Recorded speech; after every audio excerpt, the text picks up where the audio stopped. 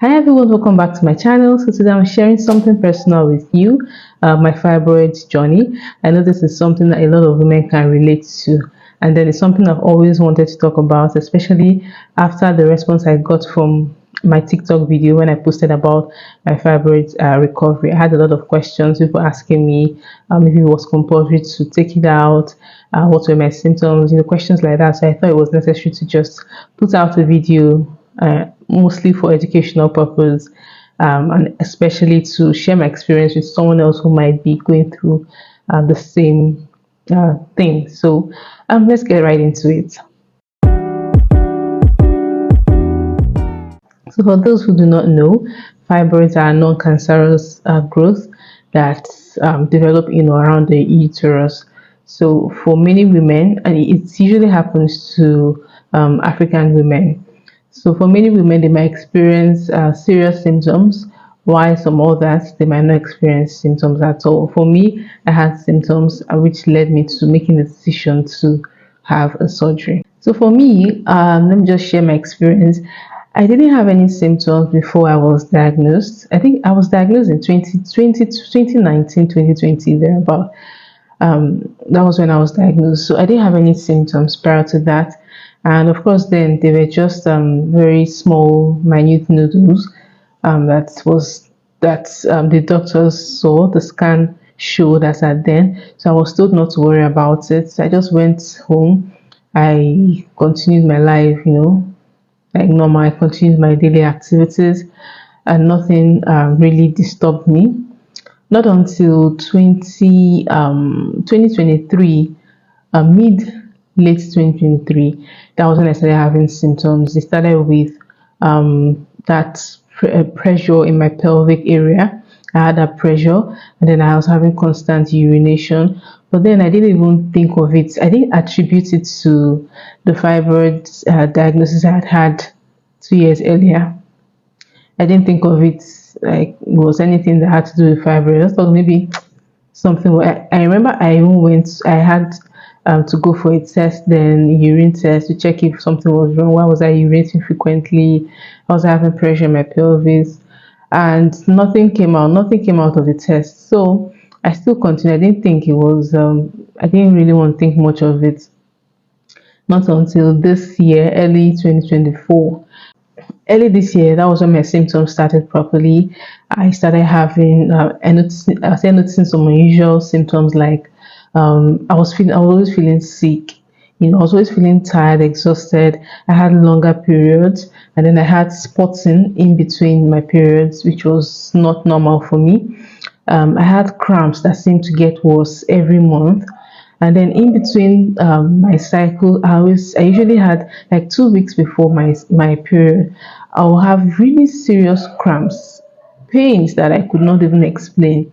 Like I was having pains, and then like serious cramps. Usually, period cramps will come like maybe 2 or 3 days before your period, but I was having cramps like 2 weeks before my period, and then I was always feeling sick, and I had the pressure in my pelvis. Of course, that one increased. Then the urination increased. I had frequent urination at night. I could get up like 5 times to go and pee. It was that bad. I could pee this moment, and then the next 2 minutes, I'll be pressed again. I need to go and pee. So I had symptoms like that, and then I started having the bulge. And I started noticing the bulge. Of course, it wasn't like big, but I think mine was about 2, 3 centimeters thereabout. So that was when I started noticing the bulge. So if I touch my pelvic area, I'll notice the hard lump. So those were part of the things. And then I was having the bleeding. My periods was, apart from being longer, I was having excessive bleeding.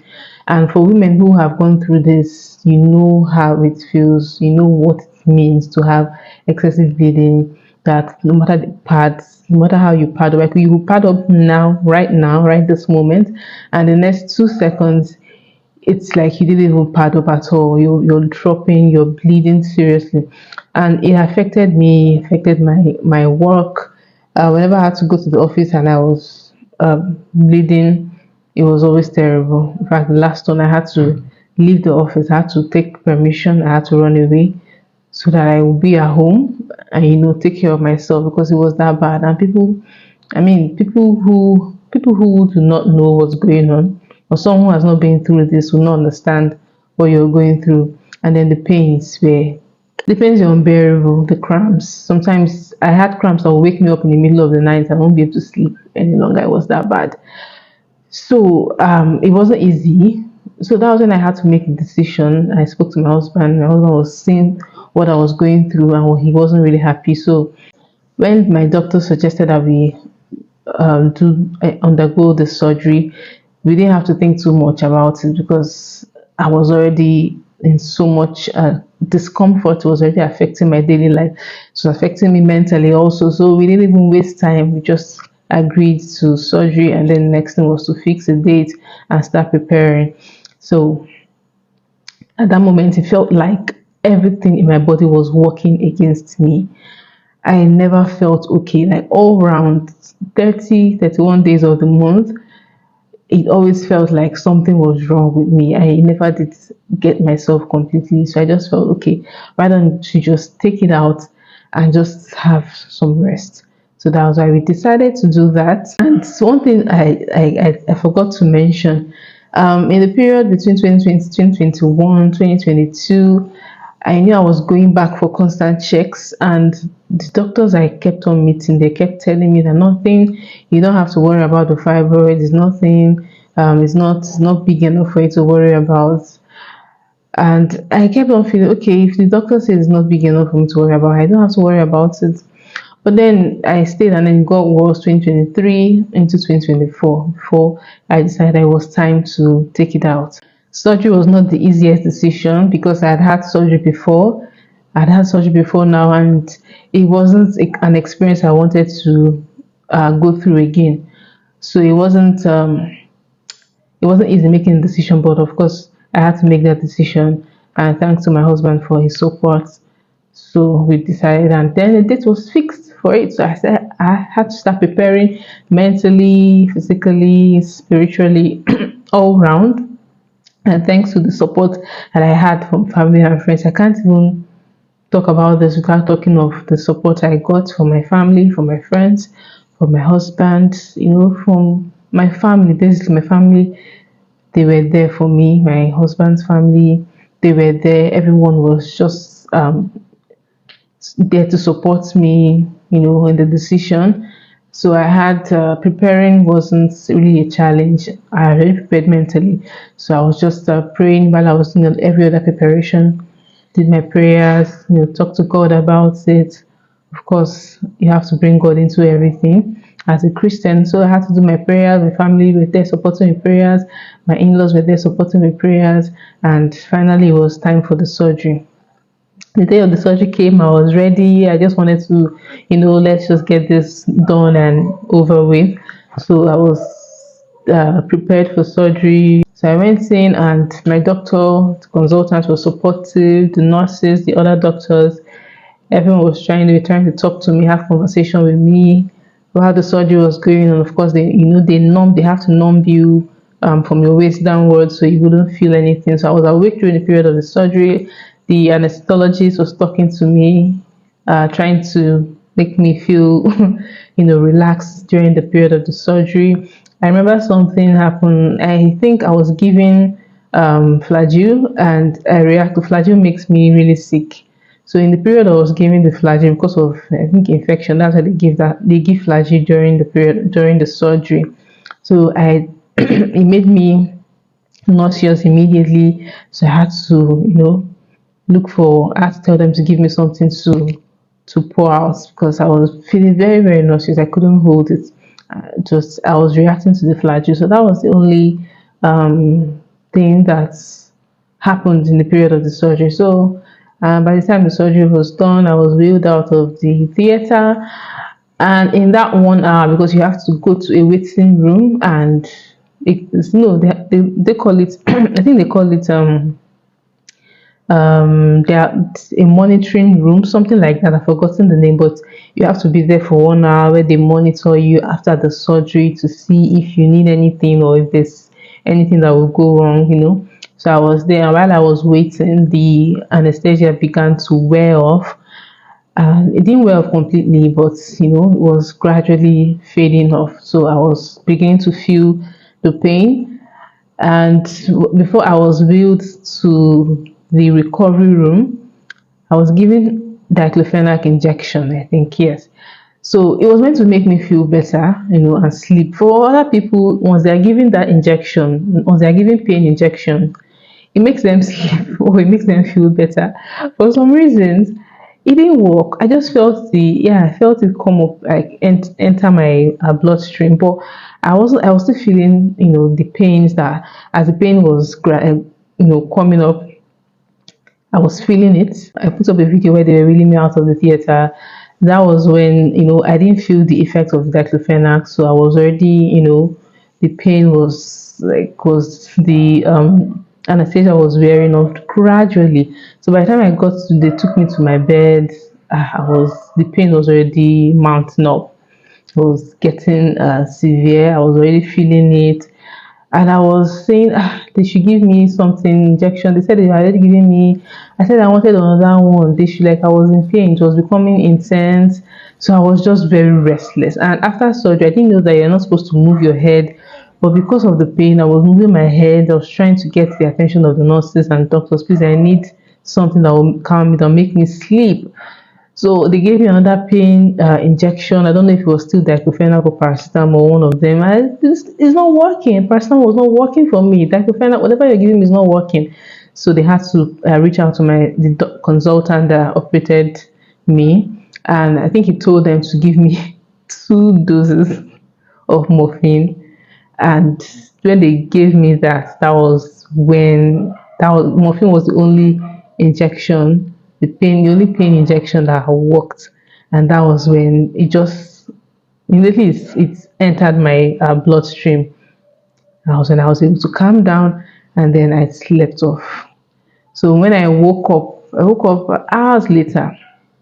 By the time I woke up, the pain wasn't as severe as before. It had calmed down because of the injection. And then another thing started happening to me. I started reacting. I started feeling nauseous again, probably because of, I don't know, they said it was the side effect because they gave me an overdose of morphine. So I started feeling very nauseous. And you're in pain. You just came out of the theater, you're in pain.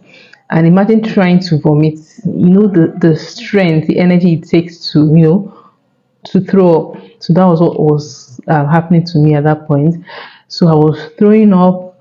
And then the pain was so much because the force it takes to throw up, to have to throw up. And then so I started asking them what can they give me. They thought it was going to die down. I had to tell them, please, the nurses, to get in touch with my doctors for them to prescribe something that will help with the vomiting, because I was losing strength. Before surgery, you're not supposed to eat, and after surgery, you're advised not to eat until 2 days or 3 days. You're placed on liquids and stuff like that. So I wasn't even eating anything yet. So it was just the water, what they call this thing that they give you through your veins. So I was already very weak. I was vomiting everything, vomiting nothing basically. So I was weak. The pain from the vomiting, I was terribly weak. And it was until later, some hours later, I was given um, an injection to stop the vomiting. So once they stopped the vomiting, I calmed down and I was able to sleep that night. So by the time I woke up the next morning, I felt much better, and that was its recovery process had already started. So I think by the evening of the next day, by the afternoon of the next day, I was able to take Lipton. Then the evening, I was able to take pap. It was on this until the other day before I started taking solid. Was it the evening of the second day? I think the evening of the second day, I was able to take very little rice. That was after I had taken Lipton, after I had taken pap. So that was it. And then after day 4 or 5, I was discharged. I spent 5 days or 6 days in the hospital. Spent 5 days. Okay, I was discharged on day 6. Recovery was not easy, but thank God for my family. My sister-in-law, she helped me go to the market.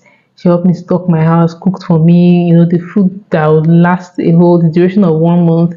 during my recovery. She stocked my freezer. It was so thoughtful of her. I was so happy. My sister stayed with me all through the 1 week that I couldn't move around properly in the house. She was there with me to help me clean up and all that. So that was one of the most important things I realized in this journey, my journey of recovery.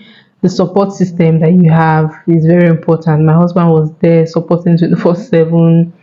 In fact, he was running around for everything I needed, made sure I had everything I needed. My in-laws, my sisters, my mom, everybody was around. In fact, in the hospital, they were all around me. Everyone, they all came to see me, to cheer me up, to pray for me. My mother-in-law, my father-in-law, they're calling me constantly on the phone, speaking to me, encouraging me. And I'm so grateful for the huge support system that I had in that period. For some women, your doctor might advise you not to probably go for surgery. Surgery now is dependent on the location of your fibroid and the symptoms you're having. If you're having very disturbing symptoms, there are some people that are symptomatic, they won't have any symptoms at all. If you're having very disturbing symptoms like I had, that was why I was advised to go for my surgery. And then the position of the fibroids. I had five tumors taken out of my uterus. And then I was told that somewhere inside, like the position where it was, could actually hamper fertility. So it was advisable I take it out. So your doctor would give you the best advice on whether to take out your fibroids or not. So this depends on your symptoms, depends on your case. Everyone's case is specific to them. So you have to seek your doctor's advice and know what to do before deciding, okay, if I'm to go for surgery or not. Mind you, fibroids tend to grow back after surgery. So you now have to watch your lifestyle when you're done with surgery. Watch what you eat, try and exercise, just watch your lifestyle generally.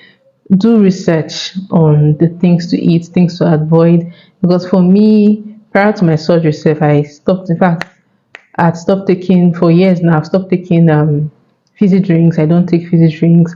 I cut down on my sugar. I stopped taking red meats and so some other things. So basically, lifestyle changes very important. I might not be observing all of because if you look at all the things that you're told not to eat, because of fibers, you basically don't be eating anything. So just I think it's in moderation and then cut down the ones that you can cut down. Basically, that's it. But most importantly, you have to take time to speak with your doctor and get the best advice and also do your research.